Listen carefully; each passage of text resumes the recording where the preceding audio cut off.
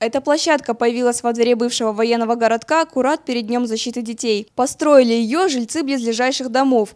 Долгое время они боролись со стихийными стоянками. Автомобилисты использовали двор как парковочную площадку. Ставить автомобиль на проезжей части рискованно, в связи с тем, что может случиться беда, или скорая помощь подъехать, или какой-то коммунальный транспорт подъехать, не дай бог пожарная машина, не проедет.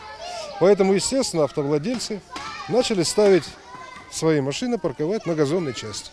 В том числе на детских площадках, на местах для сушки белья, на местах отдыха, где любят бабушки посудачить.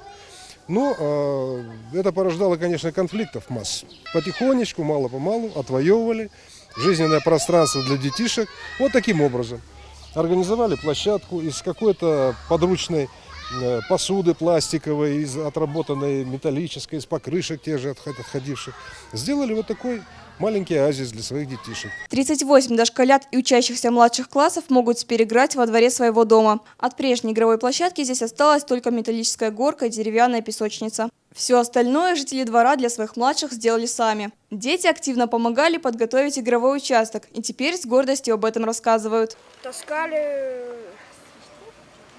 красили, копали. На велосипеде ездили по корпусам. Больше нечего делать не было.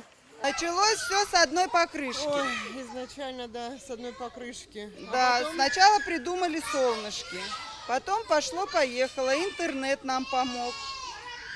То одного зверя сделали, то что-то еще, то велосипед, то зебру, то горку облагородили. Мечта есть для детей сделать качелю большую, хорошую, добротную качелю. Но если вот кто-то бы нам помог, какой-нибудь спонсор, вообще, мы бы были очень благодарны. Да. Немало времени потребовалось родителям, чтобы отвоевать место для игр. Теперь взрослые устраивают здесь для детей конкурсы и учат их ответственности. У ребят есть график дежурств, по которому каждый свой день убирает площадку, что, конечно, тоже превращается в целую игру. Наталья Алексеева, Валерий Гадзиев, Осетия ТВ.